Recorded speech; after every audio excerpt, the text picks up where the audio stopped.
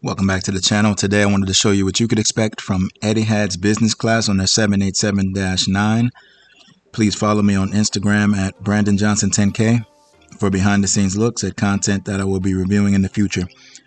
So this trip started off with a bus transfer because this was a remote gate, and this bus is not nearly as luxurious as the Qatar first class bus, but nonetheless, it is only for business class passengers, so you will get to the plane to board first. So here's a look at the really beautiful cabin. I really like the colors that Etihad has. It really makes for a vibrant cabin with the color scheme that they use on these. So I was seated in seat 8A. This is their business studio suite that they call it, and it's a fairly private seat there. And the even number seats are closer to the windows, so you have a little bit more privacy. So we take a look at the seat here, and right here to your right side, you've got this compartment opens up, so it's got the bottle of water which was waiting for you. The headphones were really good quality headphones. You do have the jack right next to you for the headphones there. So you see the water, and that closes. Here's a look at the seat. Seat was perfectly comfortable for me. You've got a pillow, and you do have a blanket as well that was at the seat. Here on this little table, here we've got the wellness kit that they hand out. I'll show you that in a moment. I have a separate video on the amenity kit for the details as to what's inside of that. In-flight entertainment remote. There you've got USB ports. And here you've got some seat controls here. So this is, while you do have some functions here to control the seat, there's some other functions to make the seat lie flat. You would need to use the functions right there below that. The tray table comes out like so. A really sturdy tray table.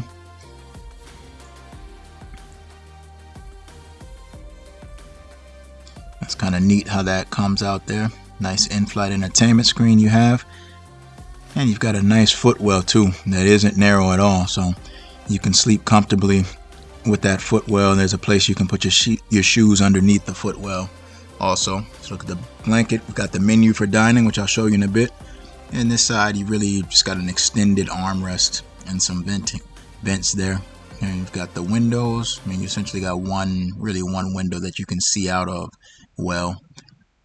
And this aircraft does not have individual air vents, so you're going to be at the mercy of the crew as to how hot or cool the cabin happens to be. Now here's a look at the outlet. Yeah, it's kind of in an inconspicuous place. I missed it the first time, so it's below you on your right side. As I always like to do, let's take a look at the seat recline. Now, this was not a one-touch seat recline, so I do have to hold the button to make the seat recline there. And yeah, I guess I should have removed the blankets, but I was able to sleep comfortably on this flight. You can get an idea of what the footwell is like. I'm 5'11" for reference, so you have an idea of how tall the person is that's showing you this. The pre-departure beverages were offered, and we had the choice of champagne or juices. Here's a little closer look at the bedding. That nicely colored Etihad pillow, that's comfortable. And here's the blanket that you get, which was fine. Overall, the cabin wasn't too hot, wasn't too cold either. It was kind of in between. So here's a look, as promised, at that wellness kit. So you've got some sanitizing wipes, a mask, and some alcohol gel that comes with the kit there that you get. So I'm gonna leave you with the takeoff, and I'll be back shortly to talk about the rest of the flight.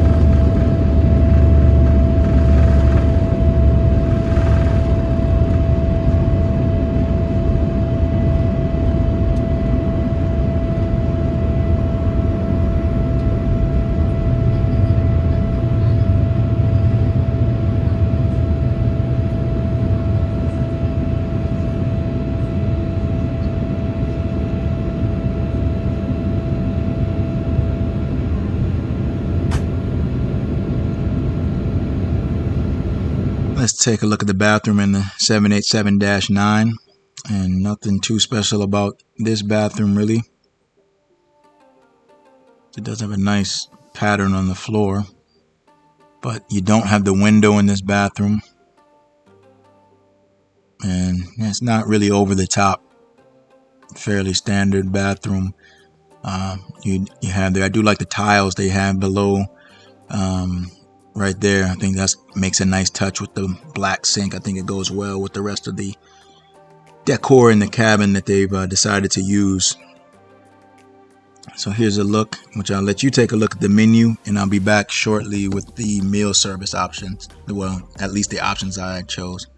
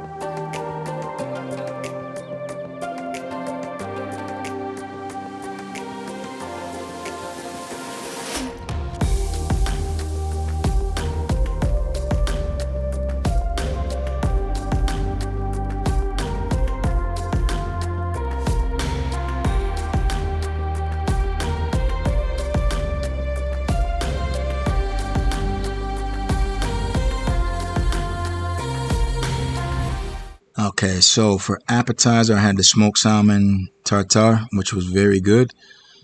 That was served with warm bread with butter and olive oil. I had a lemon mint lemonade to go along with that, which that was very good, and some water. So that was my appetizer course. For my main, I chose the beef tenderloin. That was only okay, but the vegetables were really good. The green beans and the sweet potato gratin, really good, so that kind of made up for it. The beef was a little bit dry in my opinion, but the veggies definitely made up for that. For dessert, I had the mango brioche pudding, which this is in my probably top 3 favorite airline desserts that I've had. That was really good with the ice cream on top, so I really could have went for another one, but I held back on that. And after that, I had a Moroccan mint tea that was served with a Godiva chocolate. You got some fresh mint that you can put in there as well. For breakfast, I just had the yogurt, a fairly small portion there, but the yogurt with granola and some fruit, which was tasty. And I also had another mint tea to go along with that for breakfast. As far as the Wi-Fi, so you do have the Wi-Fi option on this flight. And yeah, not the best option. Unfortunately, no free Wi-Fi for business class passengers. I do believe that if you're a top tier member in the Etihad loyalty program, that you can get free Wi-Fi, but I'm not that, so I would have to pay. So I'll have you just take a look at the prices that Wi-Fi is offered at for this flight.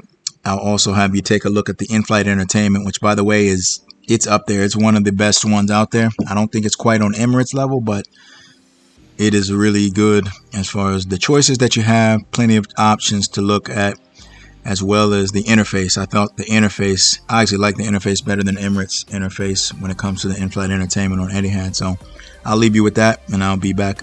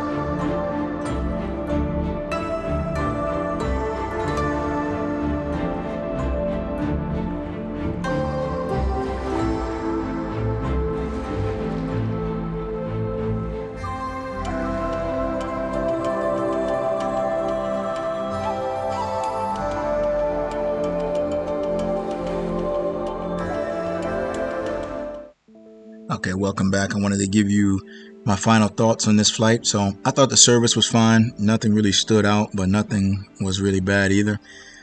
Food was very good overall. The steak really was the only thing that needed some improvement. I felt like it was just a little bit dry. The seat, I feel, is very comfortable to sit in, but keep in mind now that the armrest on the right side is very short, so it makes it uncomfortable when you're sitting up and just in the vertical position, or you're just trying to relax or eating. And it makes it very difficult because your arm is hanging off of that, so it makes it very uncomfortable, I feel like, to sit in. So that's one shortcoming of the seat, but other than that, the seat I felt like was fine. The crew, I didn't like that they kept the windows locked. I know I don't run into this often, but they kept the windows locked and controlled the windows through the whole flight. But again, these Dreamliner windows, if you know anything about those, once the sun starts peering through them, I mean, it's almost like they're open anyway, because the sun is going to get through and light up the cabin. This was a red-eye flight EY-418 from Abu Dhabi to Kuala Lumpur. IFE, wonderful. Live TV really puts it over the top for me. And that was my experience on Etihad Airways business class on their 787-9. As always, I do appreciate you watching. Please hit the like button, subscribe to the channel if you haven't already, and share this with a friend. Thank you.